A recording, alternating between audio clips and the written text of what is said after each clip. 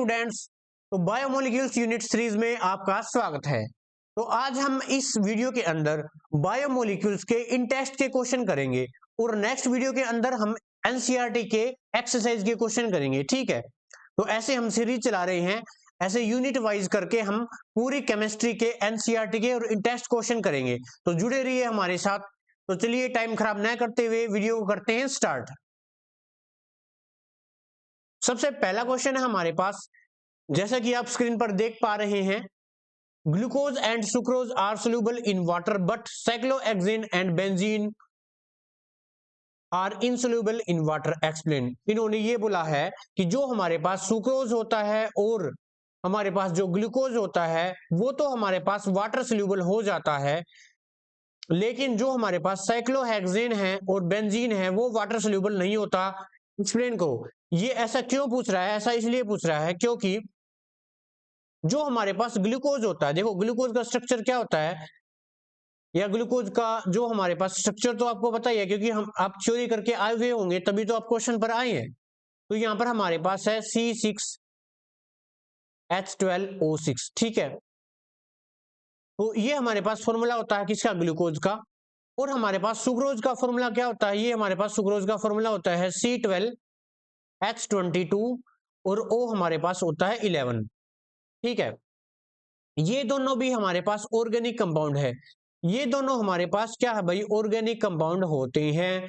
और on the other hand जो हमारे पास साइक्लोहेक्सेन, जैसे ये हमारे पास साइक्लोहेक्सेन है ना, और हमारे पास ये हो गया हमारे पास बेंजीन रिंग, ये भी हमारे पास ऑर्गेनिक कंपाउंड होते हैं, ये भी हमारे पास ऑर्गेनिक कंपाउंड होते हैं।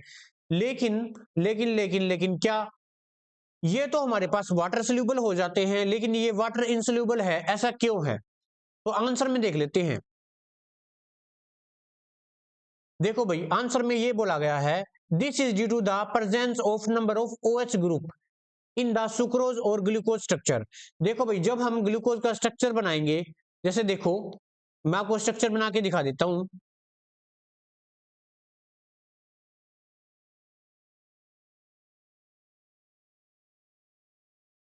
ये हमारे पास 6 कार्बन होते हैं, 1 2 3 4 5 और ये 6। यहां पर हमारे पास OH ग्रुप प्रेजेंट होगा, यहां पर हमारे पास एक एल्डिहाइड ग्रुप प्रेजेंट होता है, और कार्बन नंबर 3 पर अपोजिट साइड होगा, यहां पर हमारे पास OH ग्रुप होगा, और यहां पर हमारे पास H होगा, OH OH, यहां पर हमारे पास H होगा, यहां पर भी H होगा। तो ये हमारे पास स्ट्रक्चर है किसका? ग्लूकोज का।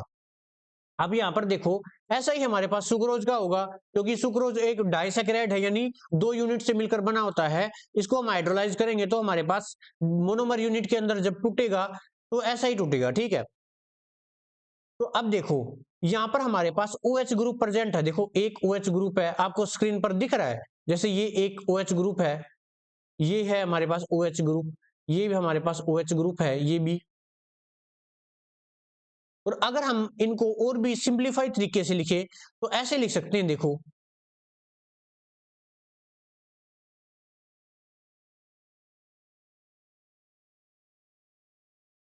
ये मेरे पास OH ग्रुप है ये,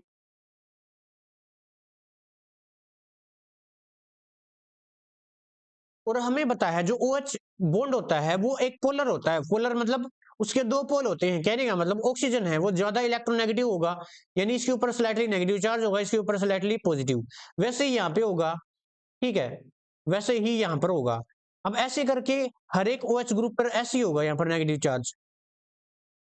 अब बाहर से जो वाटर मॉलिक्यूल्स आएगा, मान लीजिए ये वाटर मॉलिक्यूल हमारे पास OH, अब देखो यहाँ पर क्या हो रहा है, इसके ऊपर नेगेटिव चार्ज आएगा, तो ये देखो ये हाइड्रोजन बॉन्डिंग बना रहा होगा। यहाँ से मैं अलग कलर से शो कर देता हूँ, देखो ये यहाँ पर हाइड्रोजन बॉन्डिंग बना रहा होगा ऐसे, ये भी क्या करेगा? हाइड्रोजन बॉन्डिंग बनाएगा वाटर मॉलिक्यूल्स के साथ, और ये भी ऐसे काम करेगा, ये भी ऐसा ही काम करेगा, और ये भी।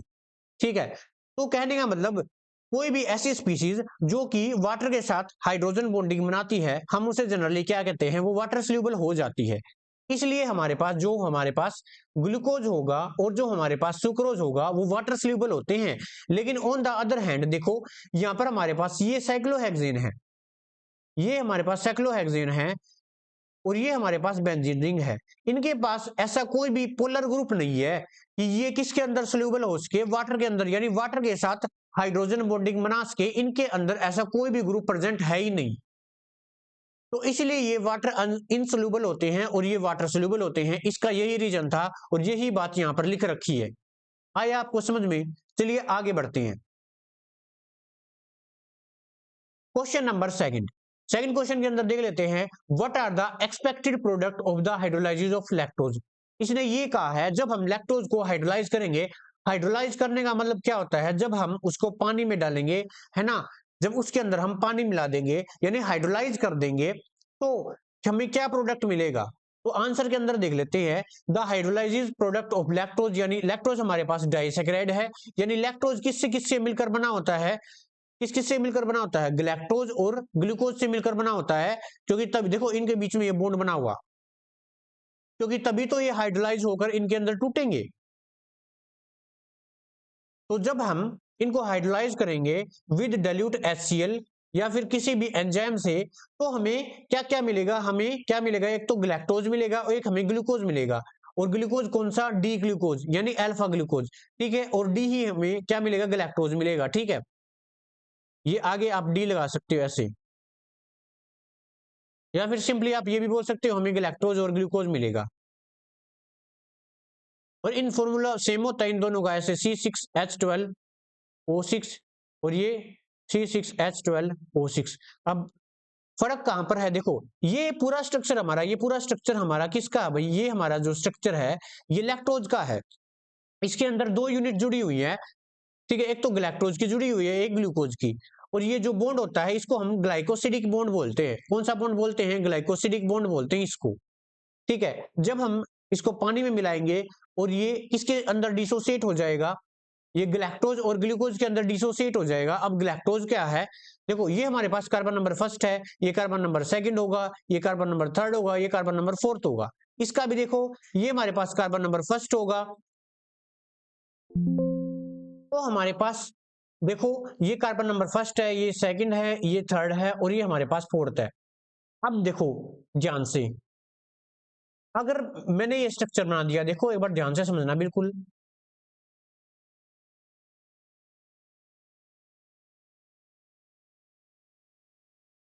ये कार्बन नंबर फर्स्ट है, ये सेकंड है, ये थर्ड है, ये फोर्थ है, ये फिफ्थ है और सिक्स्थ हम ऐसे बना देते हैं CH2OH, ठीक है, ऐसे बना देते हैं।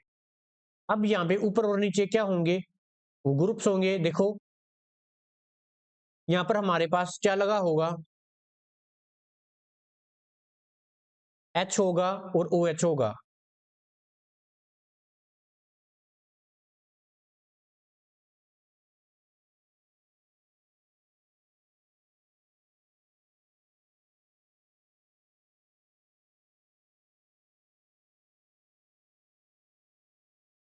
देखो भाई ये जो हमारे पास स्ट्रक्चर है ना, स्ट्रक्चर है, ये किसका स्ट्रक्चर है, ये अल्फा ग्लूकोज का स्ट्रक्चर है, ठीक है। अगर मैं कार्बन नंबर फर्स्ट से इनको ऐसे रिप्लेस कर दूं, ऐसे कार्बन नंबर फर्स्ट से ऐसे रिप्लेस कर दूं, यानी जो कार्बन नंबर फर्स्ट है उसका जो OH है वो नीचे चला जाएगा और उसका जो H है वो ऊपर चला जाएगा, तो इसका मतलब ये बीटा ग्लूकोज हो जाएगा, ठीक है। ये बीटा ग्लूकोज कहलाएगा। अब तो ये अल्फा है इस स्ट्रक्चर में। अगर हम कार्बन नंबर फर्स्ट से अगर इनको रिप्लेस कर दे, यानी H ऊपर डाल दे और OH नीचे आ जाएगा, तो कैसा होगा बताओ, ये बीटा ग्लूकोज बन जाएगा।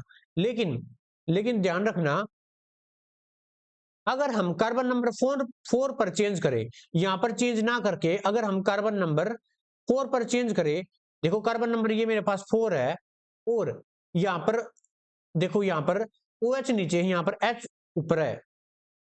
अगर मैं OH ऊपर कर दूं, देखो ऐसे,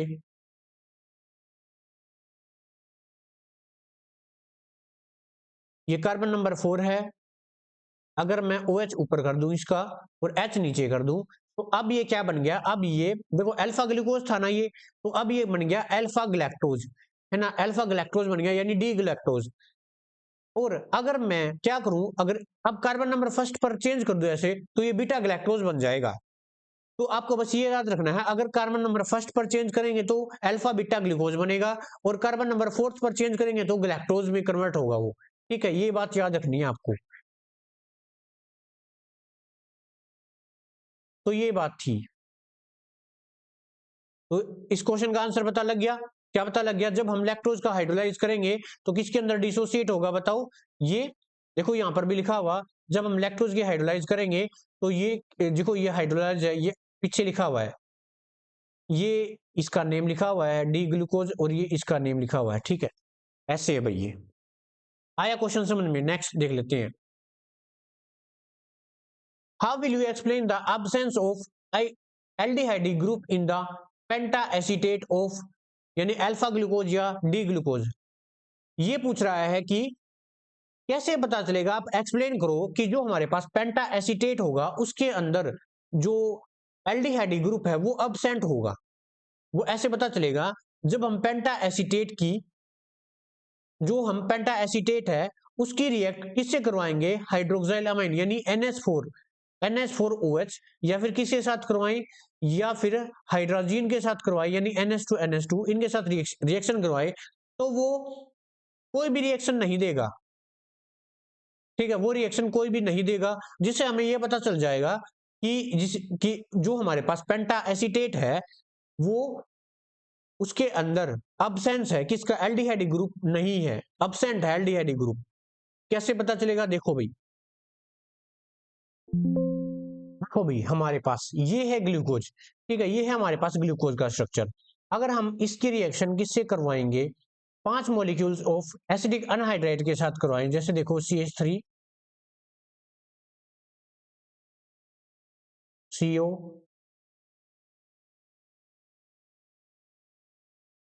ये है हमारे पास एसिडिक अनहाइड्राइड। और अगर ये इसके 5 मॉलिक्यूल्स ले ले तो ये क्या करेगा? यहां से एक बॉन्ड टूट जाएगा। ठीक है, जब एक बॉन्ड टूटेगा तो ये जो OH ग्रुप लगे हुए हैं ना, यहाँ से OH ग्रुप लगे हुए हैं, यहाँ से इनके साथ जुड़ जाएगा, और बाकी जो H है, इसका दूसरा मॉलिक्यूल है, ये H निकाल कर ले जाएगा, और यहाँ पर हमारे पास बन जाएगा CH3COOH। ये 5 बन जाएंगे। ठीक है, ये 5 बाहर निकल जाएंगे, और बाकी जहां पर भी हमारे पास H लगा हुआ था वहां पर हमारे पास क्या लग जाएगा? देखो,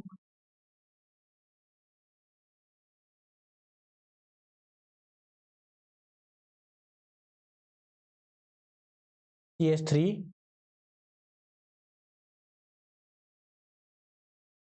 यही था ना? हाँ, यही था। यहाँ पर भी लग जाएगा, मैं ऐसे लिख देता हूँ शॉर्ट फॉर्म के अंदर।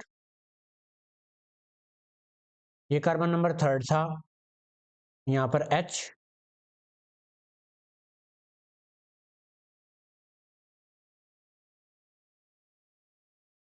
OCO CH3, OCO CH3,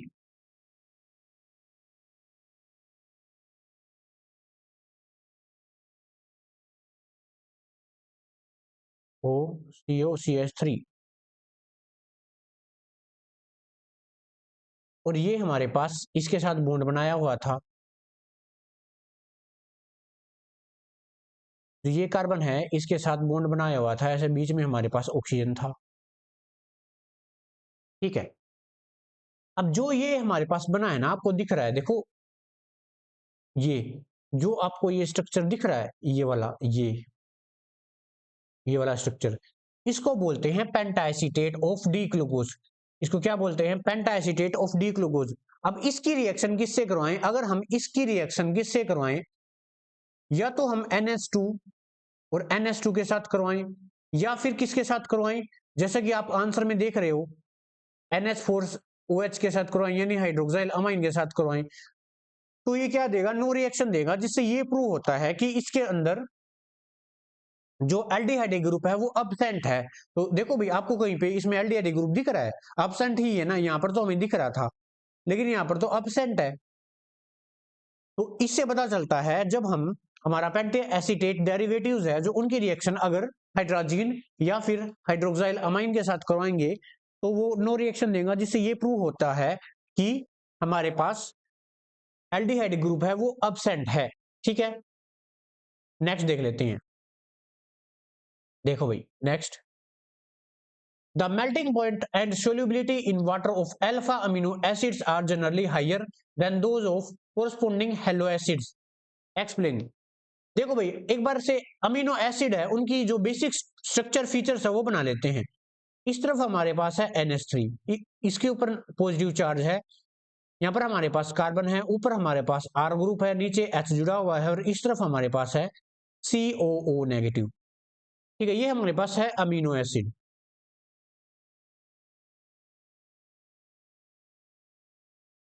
और ऑन द अदर हैंड जब हम अल्फा हेलो एसिड्स लेंगे, यानी हेलो एसिड्स लेंगे, ये हमारे पास R है कार्बन, यहाँ पर हमारे पास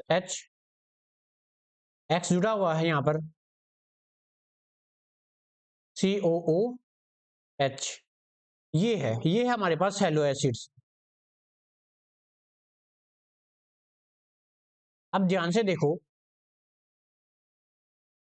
अब जो वाटर सोल्यूबिलिटी है वो हम कहां पर देखते हैं कि वाटर के साथ हाइड्रोजन बॉन्डिंग ज्यादा बनाएगा, तो इसका मतलब क्या होगा, वो वाटर सोल्यूबल ज्यादा होगा। ठीक है, यहां पर देखो हमारे पास अमीनो एसिड्स के अंदर पॉजिटिव चार्ज भी है और नेगेटिव चार्ज भी है, यानी ये पोलैरिटी है, यानी ये पोलर मॉलिक्यूल है ना, पोलर मॉलिक्यूल है ना, लेकिन ये पोलर मॉलिक्यूल है ही नहीं। और हमें पता है जो वाटर मॉलिक्यूल होता है, जो वाटर मॉलिक्यूल होता है वो किसके अंदर डिसोसिएट होता है, H पॉजिटिव और OH नेगेटिव के अंदर। ये भी हमारे पास पोलर है, तो हमें लाइक डिजोल्व लाइक रूल पता है कि पोलर चीजें पोलर के अंदर ही डिजोल्व होती हैं, तो इसका मतलब इसकी सोल्यूबिलिटी ज्यादा है, लेकिन ये तो नॉन पोलर है। ठीक है, ये तो नॉन पोलर है, इसका मतलब ये हाइड्रोजन बॉन्डिंग बनाएगा ही नहीं वाटर के साथ। अब देखो यहाँ पर अगर हमें एक वाटर मॉलिक्यूल बनाऊं ऐसे, तो देखो ये बॉन्डिंग बन गई ना इधर, अगर मैं इधर बनाऊं तो ये बॉन्डिंग बन गई इधर, ये हाइड्रोजन बॉन्डिंग देखो ये वाली और ये वाली, तो ये वाटर मॉलिक्यूल्स के साथ हाइड्रोजन बॉन्डिंग बना रहा है, लेकिन ये नहीं बना रहा है, इसलिए वाटर सोल्यूबल ज्यादा होगा, ये नहीं होगा। तो एक बार आंसर के अंदर देख लेते हैं क्या लिखा हुआ है। Alpha amino acids has well all know the dipolar in nature, जो भी हमारे पास अमीनो एसिड्स होते हैं वो डाइपोलर नेचर के होते हैं। और एक और बात ज्ञान की बात ये है कि अगर एक ही मॉलिक्यूल के अंदर दो चार्जेस आ जाए, जैसे पॉजिटिव चार्ज है और नेगेटिव चार्ज है, ये एक ही मॉलिक्यूल के अंदर आया हुआ है, तो इसको बोलते हैं हम ज्विटर आयन। इसको कौन सा आयन बोलते हैं, ज्विटर आयन बोलते हैं। ठीक है, तो एक और बात कह सकते हैं हम कि अमीनो एसिड्स है वो ज्विटर आयन के अंदर एग्जिस्ट करते हैं, जिससे ये डाइपोलर नेचर के हो जाते हैं, जिससे ये क्या होगा, इनका हाई मेल्टिंग पॉइंट होगा और वाटर जो सोल्यूबिलिटी होगी वो भी हाई होगी, किसकी कंपैरिजन में, अल्फा हेलो एसिड्स की कंपैरिजन में। ठीक है, तो ये आंसर था, आपको ऐसे ही लिख के आना होता है। नेक्स्ट देख लेते हैं, ये हमारे पास है, where does water in the egg go after boiling egg. जब हम किसी भी एग को बॉईल करते हैं तो उसके अंदर जो वाटर टाइप यानी लिक्विड टाइप होता है वो कहां पर चला जाता है। देखो भाई क्या होता है, जो ये हमारे पास जो ये एग आपको दिख रहा है, पहली पहली जो स्क्रीन है यानी पहला जो पिक्चर है इसके अंदर आपको दिख रहा है, ये है बिफोर बॉइलिंग, जब हमने बॉइलिंग नहीं किया था, और ये है आफ्टर बॉइलिंग। मैं लिख देता हूं, ये हमारे पास आफ्टर बॉइलिंग, ये आप घर पर भी देखते होंगे, ये है हमारे पास बिफोर बॉइलिंग। तो ये पूछ रहा है कि जो हमारे पास एग है आफ्टर बॉइलिंग, जो ये वाटर टाइप देखो ये आपको दिख रहा है लिक्विड टाइप, ये कहां पर चला जाता है। तो पता है क्या होता है, ये हमारे पास एक प्रोटीन्स होता है, जिससे उस प्रोटीन का क्या होता है, डीनेचुरेशन हो जाता है। और हम थ्योरी के अंदर पढ़ते हैं जब प्रोटीन का डीनेचुरेशन होता है तो उसकी प्रॉपर्टीज चेंज होती है, यहां तक कि उसकी फिजिकल प्रॉपर्टीज भी चेंज हो जाती है। जिससे क्या होगा, ये जो वाटर होगा, ये वाटर किसके अंदर कंज्यूम हो जाएगा, ये डीनेचुरेशन के अंदर कंज्यूम हो जाएगा। ठीक है, जिससे हमारे ये सोलिडिफाइड हो जाएगा। देखो ये आफ्टर बॉइलिंग ऐसे हो जाता है, जो वाटर है वो कहां पर कंज्यूम हो गया बताओ, डीनेचुरेशन के अंदर, जिससे जो हमारा प्रोटीन्स है एग के अंदर वो उसका डीनेचुरेशन हो गया, उसकी जो फिजिकल प्रॉपर्टीज थी वो भी चेंज हो गई। तो ये होता है भाई। नेक्स्ट देख लेते हैं, explain why vitamin C can not stored in our body. देखो ये पूछ रहा है जो विटामिन सी होता है हमारी बॉडी के अंदर स्टोर क्यों नहीं होता। हमें रोजाना बाहर से या फिर on the basis of daily life हमें बाहर से विटामिन सी कंज्यूम करना पड़ता है। वैसा क्यों? देखो, विटामिन सी का जो साइंटिफिक नाम है वो हमारे पास एस्कॉर्बिक एसिड होता है, और ये हमारे पास वाटर सोल्यूबल होता है, यानी वाटर के अंदर सोल्यूबल होता है। और हमें पता है जो हमारी बॉडी है वो 70% वाटर से ही बनी होती है। तो विटामिन सी अपनी बॉडी के अंदर वाटर के अंदर घुल कर कहां पर चला जाता है? वो यूरिन के थ्रू बॉडी से एक्सक्रीट हो जाता है, वो बाहर चला जाता है, जिससे हमें डेली बेसिस पर हमें विटामिन सी को कंज्यूम करना पड़ता है। ठीक है, हमारे पास विटामिन बी और हमारे पास जो विटामिन सी है वो वाटर सोल्यूबल होते हैं, ये आपको याद रखना है। ये हमारे पास क्या होते हैं? वाटर सोल्यूबल विटामिन होते हैं, ये दोनों। और विटामिन के, ई और डी, ए, ये होते हैं हमारे पास, ये हमारे पास वाटर इनसोल्यूबल होते हैं।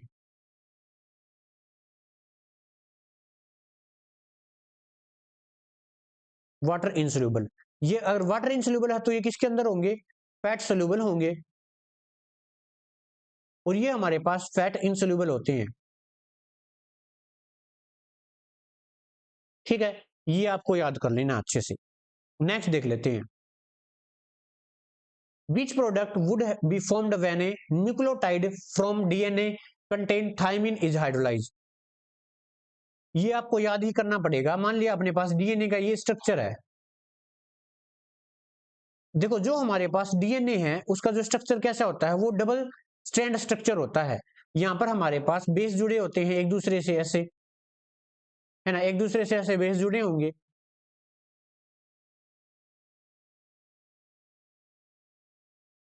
अब देखो, जब इसकी हम हाइड्रोलाइज करेंगे, यानी H2O है, इसको हाइड्रोलाइज करेंगे तो ये किसके क्या देगा हमें? तो ये देगा, ये आपको याद कर लेना है, 2 डीऑक्सी राइबोज और एक फोस्फोरिक एसिड देगा। क्या देगा? फोस्फोरिक एसिड देगा एक तो अलग, और क्या देगा? Deoxy with thymine. यानी आपको ये याद कर लेना है, ये तीन चीजें देगा। एक तो क्या देगा? पहली चीज क्या देगा? 2 डीऑक्सी राइबोज देगा, यानी एक शुगर ग्रुप है वो देगा 2 डीऑक्सी राइबोज शुगर।